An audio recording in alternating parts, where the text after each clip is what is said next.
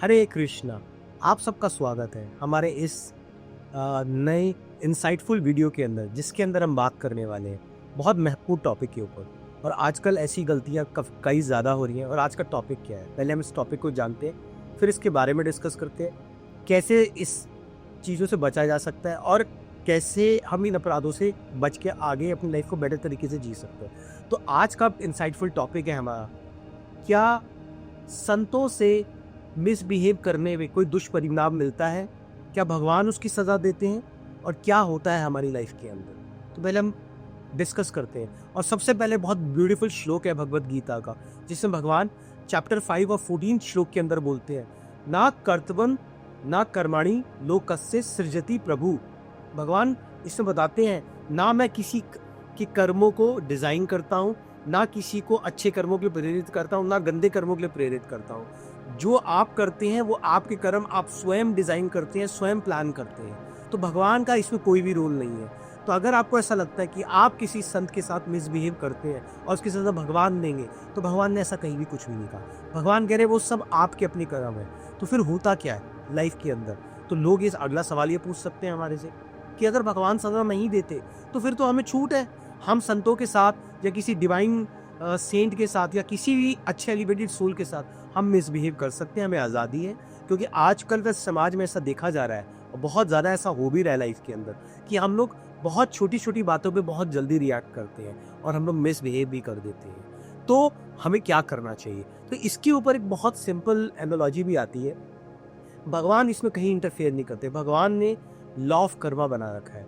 आप जैसा कर्म करते हैं वैसे ही कर्म आपको आपका रिएक्शन आपको प्रोवाइड करते हैं। फॉर एग्जाम्पल, आपने किसी के साथ अच्छा बिहेव किया तो आपको भी लाइफ में लोग आपके साथ अच्छा ही बिहेव करेंगे। अगर आपने खराब बिहेव किया तो लोग आपके साथ खराब बिहेव करेंगे। तो जैसे समझने के लिए, आप मिट्टी में पत्थर फेंको तो कोई रिएक्शन नहीं होगा, ठीक है। अगर आप साफ पानी के अंदर पत्थर फेंकते तो रिपल्स आती है। उसी तरीके से संतों का हृदय साफ पानी की तरह होता है, जिसमें भगवान का वास होता है। और अगर आप उनका हृदय दुखाते हो तो भगवान को आप दुखाते हो। और भगवान की दो शक्ति है, एक अंतरंगा शक्ति, एक बहिरंगा शक्ति। तो भगवान की जो बहिरंगा शक्ति है, जो माया है, वो उन लोगों को सजा देती है जो भगवान के संतों के साथ मिसबिहेव करते हैं। क्यों? उसका एक रीजन है, क्योंकि उनके हृदय के अंदर भगवान वास करते हैं। तो अगर आप उनका हृदय दुखाते हैं तो आप एक्चुअली संतों को नहीं दुखा रहे, आप भगवान को परेशान कर रहे हैं, आप भगवान को दुख पहुंचा रहे हैं। तो माया देवी को ये सहन नहीं होता और वो आपको उसका परिणाम देती है। तो हमें इसके एक एग्जाम्पल भी है समझने के लिए। कई बार कई लोग होते हैं, संतों के पास जाते हैं, उनसे मौकरी करना शुरू कर देते हैं। जैसे महाभारत के काल के अंदर एक एग्जाम्पल आता है। भगवान कृष्ण के पुत्र थे, तो वो बड़े नटखट थे और बड़े शैतान टाइप के थे और काफ़ी ज़्यादा उल्टी सीधी हरकतें करते रहते थे। तो वो एक संत के पास गए स्त्री बनकर और उन्होंने उनका मजाक उड़ाया, परिहास किया उन्होंने। और उन्होंने कहा कि मैं देखना चाहती हूँ। वो स्त्री बन के गए उनके पास और उन्होंने कहा, मैं देखना चाहती हूँ, क्या आपके पास सिद्धियाँ हैं? क्या आप मुझे वरदान देंगे वो सत्य हो सकता है? मेरा कोई भी पुत्र नहीं है और क्या कहते हैं, मैं गर्भवती होना चाहती हूँ। तो वो मूसल बांध के ले गए अपने पेट के अंदर। तो उन्होंने कहा, अगर तुम्हारा कोई पुत्र पहले होगा तो और तुम्हें एक नए पुत्र की प्राप्ति होगी। तो मूसल ही उनके गर्भ से पुत्र बन के उनके शरीर से बाहर आ गया। तो उन्होंने संत से मजाक किया और उसका उनको परिणाम भुगतना पड़ा। हम आगे समझते हैं। आप एक बात समझिए, बहुत सिंपल है और बहुत आसान है समझना। भगवान ने बोला है कि संतों को अप्रोच कैसे करना चाहिए, किस तरीके से। भगवान ने ये चैप्टर 4 के अंदर और 30 श्लोक के अंदर बताया है। प्रणिपातेन परिप्रश्नेन सेवया। भगवान कहते हैं, दंडवत प्रणाम करके, बड़ी मधुर भाषा के अंदर, बिना किसी गलत इंटेंशन के तहत नहीं करते हुए, आपको संत के सामने विनम्र होकर उनसे सवाल पूछना चाहिए। क्योंकि संत अति कृपालु और दयालु हैं।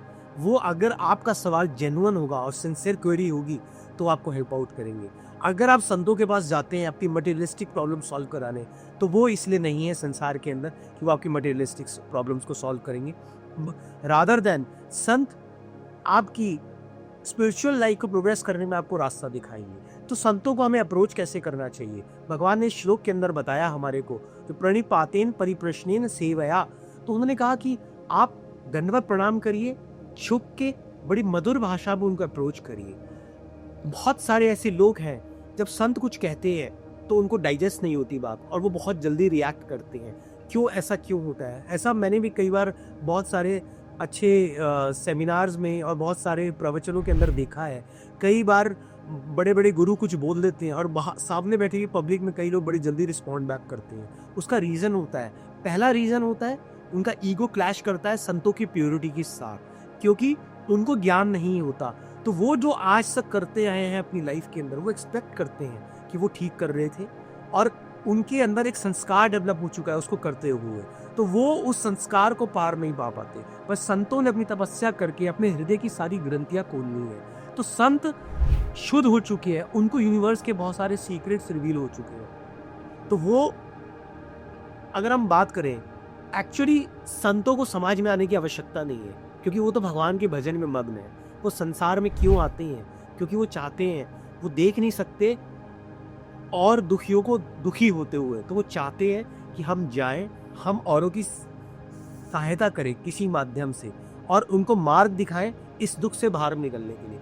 जब महात्मा बुद्ध ने, जब वो बुद्ध बने, तो उसके बाद उनको कोई आवश्यकता नहीं थी, क्योंकि वो उस स्टेज पे पहुंच चुके थे जहां वो देश काल और परिस्थितियों से आगे जा चुके थे। वो त्रिगुणातीत हो चुके थे, उस समय के आगे निकल चुके थे। पर उन्होंने समाज में जाके जगह जगह बहुत सारे प्रवचन किए, लोगों को एक अच्छे मार्ग पे चलने की प्रेरणा दी और उन्होंने कहा कि आप सिंस को छोड़िए और एक अच्छे मार्ग पे चलिए। तो हमें संत को कैसे अप्रोच करना चाहिए, वो हमें चैप्टर 4 के अंदर 30 श्लोक में मिल गया। और जब हम किसी संत के पास जाएं तो हम ह्यूमिलिटी को आगे रखें, इंटेलिजेंस को नहीं। हो सकता है कि आप बहुत इंटेलिजेंट हो, आप IIM से हो सकते हैं, हार्वर्ड से हो सकते हैं, IIT से हो सकते हैं, या आपके पास बहुत ज़्यादा पैसा हो, तो लेकिन आप जब संत के पास जाएं तो आप झुक के जाएं। इसका एक लाइव एग्जांपल है, एक बहुत बड़े गुरु थे, उनके पास एक स्कॉलरली स्टूडेंट गए, तो उनके पास एक सवाल था, स्पिरिचुअल सवाल था और बहुत गहरा सवाल था। तो वो 2 घंटे तक वेट करते रहे, उन गुरु ने उनको टाइम नहीं दिया। और फिर जब वो उनके पास गए तो उन्होंने कहा, एक काम करो, आप बाहर जाके उन बर्तनों को मांझ कर आओ और उसके बाद मेरे पास आना, फिर मैं आपके प्रश्न का उत्तर दूंगा। और वो जब वो गए, वो इतने महान स्कॉलर थे, वो जब बाहर गए और उन्होंने वो बर्तन मांझे, उन बर्तनों को मांझते ही उनके प्रश्न का आंसर उनको ऑटोमेटिकली मिल गया। फिर वो गुरु के पास गए, उन्होंने दंडवत प्रणाम किया, उन्होंने कहा, आपने मुझे जो मार्ग दिखाया उसके कारण मेरे प्रश्नों का उत्तर मुझे स्वयं मिल गया। तो उनको पहले वो उत्तर क्यों नहीं मिला था, इस समझने का सवाल हो सकता है। उनको वो उत्तर वो बर्तन मांझते हुए क्यों मिला? क्योंकि गुरु की कृपा थी। और वो जब गए तो उन्होंने अपने स्कॉलरली, अपनी इंटेलिजेंस को नीचे रखा। दूसरी चीज, जब आप जाए किसी महान संत से मिलने या किसी भी एक एलिवेटेड सोल से मिलने, तो आप मौकरी करने ना जाए, उसका इम्तिहान लेने ना जाए, आप जेन्युइन सिंसियर क्वेरी लेके जाए। अगर आप उसको चेक करना चाहते हैं तो यूनिवर्स आपको चेक करेगा। तीसरी चीज, भगवान बोलते हैं, अगर आप किसी संत का दिल दुखाते हैं तो भगवान तो कुछ ही नहीं करेंगे, but law of Karma react करेगा। क्यों? क्योंकि उस संत ने तपस्या करके अपने अंदर बहुत सारी ऊर्जा एकत्रित कर ली है, भगवान का नाम लेके, प्योरिटी मेंटेन कर कर। तो वो किस समान हो चुके हैं? वो एक एनालॉजी है, मतलब समझने के लिए, कि वो एक इलेक्ट्रिक पोल के समान हो चुके हैं जिसके अंदर एक बहुत हाई वोल्टेज करंट है। अगर आप ग्लव्स पहन के शांतिपूर्वक उस पिलर को टच करेंगे तो वो आपको करंट नहीं लगाएंगे।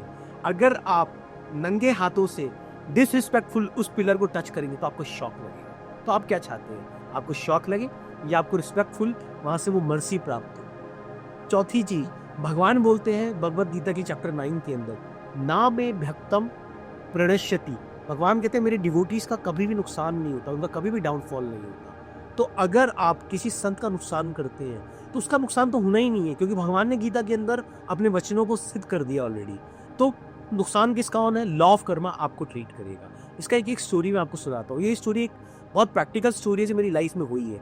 एक हमारे डिवोटी फ्रेंड थे, उन्होंने क्या किया, उन्होंने बहुत सारी डोनेशंस दी एक संस्था के अंदर, और फिर कुछ टाइम के बाद उनको कुछ दिमाग में उनके मिस हैपनिंग्स हो गई, कुछ मतलब उनको कन्फ्यूजन्स हो गई, और उस कन्फ्यूजन के कारण उन्होंने वो डोनेशन वापस मांगनी शुरू कर दी और उन्होंने जब वो डोनेशंस उन्होंने उनसे वापस मांगी तो वो डोनेशन उनको वापस नहीं मिल रही थी। उन्होंने उन डोनेशन को लेने के लिए उन्होंने इतना मिसबिहेव किया उस एलिवेटेड सोल्स के साथ। उन्होंने हाथ उठाया, गालियाँ बकीं, अलग-अलग तरीके से उन्होंने उल्टी-सीधी बातें बोली और जिसके कारण उनको उनकी डोनेशंस वापस मिल गई। लेकिन उन्होंने क्या किया? उन्होंने सब कुछ खो दिया अपनी लाइफ के अंदर, क्योंकि भगवान ने बोला कि मैं तो कुछ नहीं करूँगा, बट लॉ ऑफ कर्मा पे है। पहली बात आप समझ लीजिए कि आपने किसी को कुछ दे दिया। हमारे शास्त्रों में बोलते हैं कि अगर आप अपने दाहिने हाथ से कुछ दान करें, तो आपके बाएँ हाथ को पता नहीं होना चाहिए। और लोग आजकल कुछ देते हैं तो पहले अपना नाम लिखाते हैं। क्यों? क्योंकि वो जताना चाहते हैं कि मैंने डोनेशन दी। मैं एक बहुत बड़े बिज़नेसमैन से बात कर रहा था, तो उन्होंने मेरे को कहा कि आपको पता है मैं कितनी डोनेशंस देता हूँ? मैंने उनसे कहा मैं नहीं जानना चाहता आप कितनी डोनेशंस देते हैं। आप जो डोनेशंस देते हैं, वो आप देते हैं, मैं नहीं देता हूँ। तो वो आपकी अच्छाई ही आप डोनेशंस देते हैं, तो वो आप अपने पास सीक्रेट रखिए। तो अगर आप किसी को दान देते हैं, आप कभी मत बताइए कि आप दान देते हैं, क्योंकि वो दिया हुआ दान व्यर्थ हो जाएगा आपकी लाइफ के अंदर। आखिरी चीज़, आप संतों के साथ मिसबिहेव नहीं कर सकते, क्योंकि संत तो कृपालु हैं, दयालु हैं। वो आपको कर्ज नहीं करेंगे, वो आपके साथ मिसबिहेव नहीं करेंगे, वो आपके लिए गलत नहीं सोचेंगे, बट लॉ ऑफ कर्मा आपको छोड़ेगा नहीं। और ये सवाल मुझसे कई लोगों ने पूछा कि हमें कैसे क्या करना चाहिए। तो हमने आपको स्टार्टिंग में बताया गीता क्या बोलती है, कैसे वो बताती है। फिर हमने आपको ये बताया कि हमें संतों के साथ कैसे बात करनी चाहिए। फिर हमने आपको ये बताया कि भगवान ने आश्वासन दिया है गीता के अंदर कि जो जितने भी मेरे संत हैं, मेरे भक्त हैं, उनका कभी भी डाउनफॉल नहीं होता। तो आप संतों के साथ मिसबिहेव नहीं कर सकते। आपकी कोई क्वेरी है तो आप उनके पास झुक के जाइए। अगर आपको लगता है आप बहुत ज़्यादा स्मार्ट हैं, तो आप उनके पास मत जाइए, क्योंकि उनको हमारी आवश्यकता नहीं है, हमें उनकी आवश्यकता है। हरे कृष्ण।